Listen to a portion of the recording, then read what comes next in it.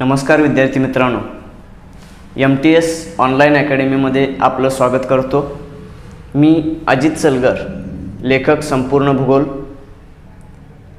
MPSC मार्फत कोणकोणत्या परीक्षा घेतल्या जातात ते आपण सर्वप्रथम पाहूयात। तर MPSC मार्फत घेतली जाणारी परीक्षा राज्य सेवा परीक्षा की सर्वात महत्त्वाची राज्य सेवा परीक्षा घेतली जाते। त्यानंतर जी दुसरी आहे पदवीवरती घेतली जाणारीच महाराष्ट्र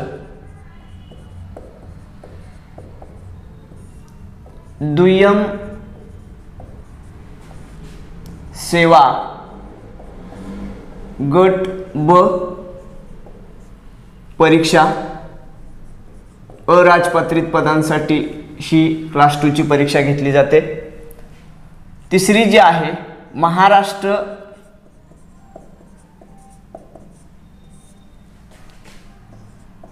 गट क संयुक्त परीक्षा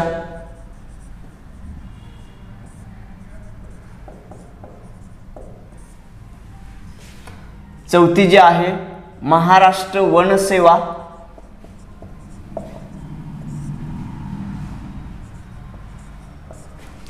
सेवा परीक्षा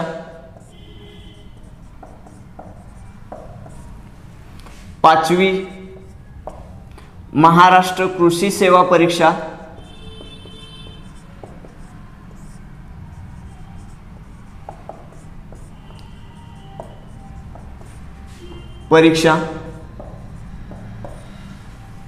त्यानंतर महाराष्ट्र अभियांत्रिकी संयुक्त परीक्षा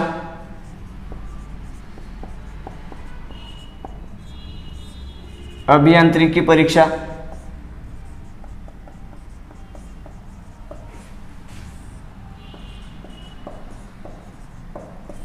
त्यानंतर सहाय्यक मोटार वाहन निरीक्षक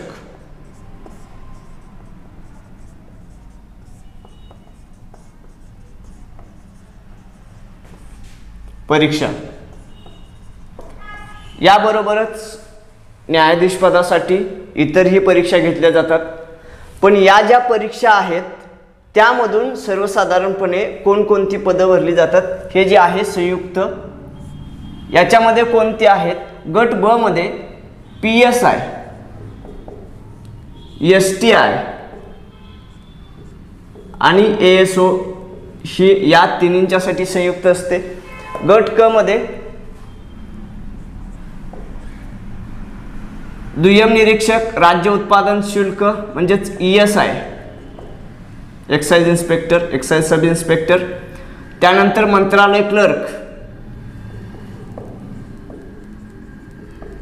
आणि टॅक्स असिस्टंट या पदांसाठी एकत्रित आणि राज्य सेवेमधून 28 पदं भरली जातात। आता या ज्या परीक्षा MPSC मार्फत घेतल्या जातात त्या परीक्षेपैकी आज आपण ही असणारी महत्त्वाची राज्य सेवा परीक्षा या परीक्षेबाबत आपण सविस्तर माहिती पाहणार आहोत। म्हणजेच राज्य सेवा परीक्षा योजना कशी असते, त्याचे टप्पे कोणते असतात, त्या परीक्षेसाठी पात्रता कोणती आवश्यक आहे, म्हणजे शैक्षणिक पात्रता कोणती, तसेच शारीरिक पात्रता काही पदांसाठी आवश्यक असते ती कोणती आहे, त्यानंतर त्यासाठी वयोमर्यादा काय असावी, याबाबत सविस्तर माहिती राज्य सेवा परीक्षेबाबत आपण आज पाहणार आहोत। तर बघूया राज्य सेवा परीक्षेबाबत माहिती।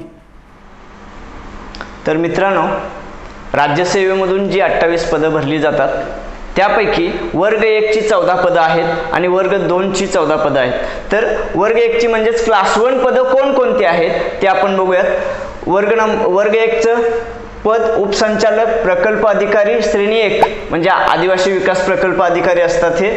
त्यानंतरचं दुसरं पद आहे उपजिल्हाधिकारी हे पद आहे। उपजिल्हाधिकारी पद म्हणजेच डेप्युटी कलेक्टर की जे महाराष्ट्रातील बहुतांशी विद्यार्थ्यांचं स्वप्न आहे, जे अंबर कलरच्या दिव्याचं स्वप्न म्हणतो आपण ते. त्यानंतरचं तिसरं पद आहे DYSP किंवा ACP. त्यानंतरचं चौथं सहाय्यक राज्यकर आयुक्त. पाचवं उपनिबंधक सहकारी संस्था म्हणजे ज्यांना DDR म्हणतात. त्यानंतर डेप्युटी CEO किंवा BDO. त्यानंतरचं पद आहे सहाय्यक संचालक महाराष्ट्र वित्त व लेखा सेवा. त्यानंतर मुख्याधिकारी नगरपालिका नगर परिषद. त्यानंतरचं पद आहे अधीक्षक राज्य उत्पादन शुल्क. त्यानंतरचं पद आहे शिक्षणाधिकारी महाराष्ट्र शिक्षण सेवा. त्यानंतरचं पद आहे प्रकल्प अधिकारी श्रेणी 2 किंवा सहाय्यक आयुक्त म्हणजे हे श्रेणी 1 आहे, हे श्रेणी 2च आहे. त्यानंतरचं पद आहे उद्योग उपसंचालक तांत्रिक. 13वं तहसीलदार. 14 सहाय्यक संचालक कौशल्य विकास रोजगार व उद्योजकता. ही 14च्या 14 गट अ म्हणजे क्लास 1 पद आहेत. आता राज्यसेवा या पूर्ण परीक्षेसाठी शैक्षणिक पात्रता जी असते ती पदवी, कोणतीही पदवी पूर्ण झालेली असेल तरी चालते. मात्र 5 पदं अशी आहेत, क्लास 1 ची 2 आणि क्लास 2 ची 3 अशा 5 पदांसाठी त्यांच्याशी संबंधित त्या विभागाशी संबंधित असणाऱ्या शाखेच्या पदवीची गरज आहे. मग ती क्लास 1 मध्ये 2 आहेत, ती कोणती? सहाय्यक संचालक महाराष्ट्र वित्त व लेखा सेवा आणि दुसरं जे आहे उद्योग उपसंचालक तांत्रिक. या पदांसाठी निवड व्हायची असेल, परीक्षा आपण तीच देतोय, पण एखाद्या उमेदवाराची निवड या पदासाठी किंवा त्या पदासाठी निवड व्हायची असेल तर त्याच्याशी संबंधित असणाऱ्या पदवीची गरज आहे. म्हणजे BCom असेल महाराष्ट्र वित्त व लेखा सेवासाठी BCom असेल तर 55% पेक्षा जास्त, तिथं टक्केवारीची अट आहे. MCom असेल तरी चालतो, म्हणजे वाणिज्य शाखेशी आहे. MBA आणि CA यापैकी किंवा याच्या समकक्ष असणारी पदवी जर त्यांची असेल तर या पदासाठी उमेदवाराचा विचार केला जाईल. त्यानंतरचं उद्योग उपसंचालक गट अ मधलं तांत्रिक साठीचं पद आहे. त्यासाठी काय आहे की स्थापत्य अभियांत्रिकी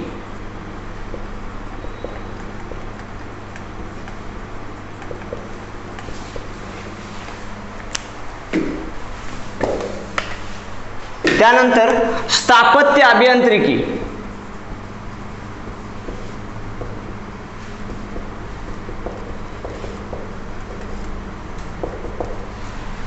या शाखेची पदवी असणं आवश्यक आहे. म्हणजे या 2 पदांसाठी स्पेशल पदवी आहे. मात्र इतर कोणत्याही पदासाठी जर निवड व्हायची असेल तर कोणतीही पदवी असेल तरी चालतं. तर मित्रांनो बघूयात याच परीक्षेमधून वर्ग 2 ची पदे कोणकोणती भरली जातात. तर पहा ती कोणकोणती पदं आहेत. क्रमानुसार वर्ग 1 ते 14 पर्यंत 1 ते 14 पर्यंत वर्ग 1 ची पदे झाली. त्यानंतर 15व्या क्रमांकाचं पद म्हणजे क्लास 2 ची पदांची लिंक सुरू झाली.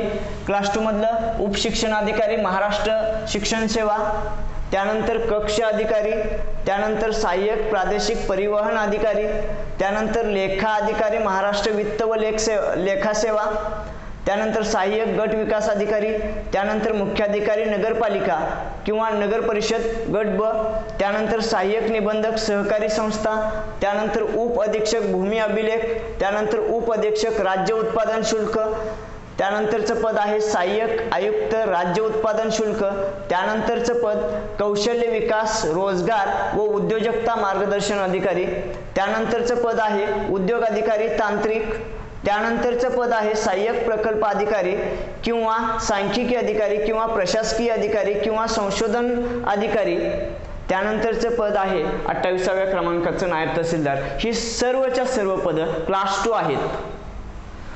राज्यसेवेमधून क्लास 1 आणि क्लास 2 ही दोन्ही प्रकारची जी पदं भरली जातात ती सर्वच्या सर्व राजपात्रित असतात, म्हणजे राजपात्रित अधिकारी म्हणून त्यांची निवड केली जाते. तर मित्रांनो या सर्व पदांच्या मध्ये स्पेशल जी पदवीची आवश्यकता आहे ती पदं कोणकोणती आहेत? विशेष पदवी की त्या शाखांशी रिलेटेड असणारी, ही या 3 पदांना यांच्याशी संबंधित असणारी पदवीची आवश्यकता आहे. आता सहाय्यक प्रादेशिक परिवहन अधिकारीसाठी कोणती? तर विज्ञान शाखेमधील फिजिक्स आणि मॅथ्स विषयासह जो उत्तीर्ण झालेला आहे अशी व्यक्ती या पदासाठी पात्र ठरते. किंवा अभियांत्रिकी शाखेतील पदवी असेल तरी सुद्धा या पदासाठी पात्र ठरते. दुसरं पद आहे लेखा अधिकारी महाराष्ट्र वित्त व लेखा सेवा. यासाठी काय? तर MBA, CA, वाणिज्य शाखा म्हणजे BCom मधून 55% गुणासह तो उत्तीर्ण पाहिजे किंवा MCom झालेला असला पाहिजे. अशा ही पात्रता या महाराष्ट्र वित्त लेखा सेवासाठी आहे. त्यानंतरचे जे पद आहे उद्योग अधिकारी तांत्रिक, या पदासाठी स्थापत्य अभियांत्रिकी शाखेशी रिलेटेड पदवी असणं आवश्यक आहे. बाकीच्या सर्व पदांसाठी मात्र पदवी कोणत्याही शाखेची पदवी चालते. म्हणजेच राज्यसेवेमधून जी पदं निवडली जातात, पदांची भरती केली जाते, त्या 28 पदांपैकी 5 पदांसाठी त्या विभागाशी संबंधित असणाऱ्या शाखेची पदवी असणं आवश्यक आहे. इतर 23 पदांसाठी कॉमन पदवी चालते. तर यानंतर आपण बघूयात की शारीरिक पात्रता या राज्यसेवेमधल्या ज्या 4 पदांसाठी शारीरिक पात्रता आहे ती कोणकोणती आहेत ते बघूयात. तर मित्रांनो, आता राज्यसेवेमधील जी 28 पदं आहेत त्यापैकी 4 पदं अशी आहेत की त्या पदांवरती निवड होण्यासाठी शारीरिक पात्रता आवश्यक आहे. ती कोणती पद आहेत बघूयात. एक पहिला आहे DYSP किंवा ACP गट अ. त्याच्यासाठी उंची 165 सेमी पाहिजे, छाती 84 सेमी आणि फुगवण्याची क्षमता 5 सेमी, म्हणजे फुगवल्यानंतर 84 अधिक 5 89 सेमी व्हायला पाहिजे. महिलांच्यासाठी मात्र 157 सेमी उंची आवश्यक आहे. त्यानंतरचं पद आहे अधीक्षक राज्य उत्पादन शुल्क गट अ आणि अधीक्षक राज्य उत्पादन शुल्क गट ब, या दोन्ही पदांसाठी शारीरिक पात्रता 165 सेमी उंची पुरुषांची, छाती 79 सेमी असावी, फुगवण्याची क्षमता 5 सेमी म्हणजे अधिक 5 84. त्यानंतर महिलांसाठी जी शारीरिक पात्रता आहे 155 सेमी. त्यानंतरचं 4थं पद आहे सहाय्यक प्रादेशिक परिवहन अधिकारी गट ब. यासाठी पुरुषांना उंची 163 सेमी पाहिजे, छाती 79 सेमी, फुगवण्याची क्षमता 5 सेमी पाहिजे म्हणजे फुगवल्यानंतर 84 सेमी व्हायला पाहिजे. महिलांसाठी उंची 163 सेमी आहे. मात्र या सहाय्यक प्रादेशिक परिवहन अधिकारी साठी चष्म्याशिवाय किंवा चष्म्यासह चांगली दृष्टी असणं आवश्यक आहे. या पदांसाठी शारीरिक पात्रता आहे. म्हणजे राज्यसेवेमधून 28 पदांसाठी एकच परीक्षा घेतली जाते, मात्र त्यामधून काही पदांसाठी म्हणजे 4 पदांसाठी शारीरिक पात्रता असावी लागते, ती निवड झाल्यानंतर चेक केली जाईल. काही पदांसाठी शैक्षणिक पात्रता संबंधित विभागाची पाहिजे, हे महत्त्वाचं आहे.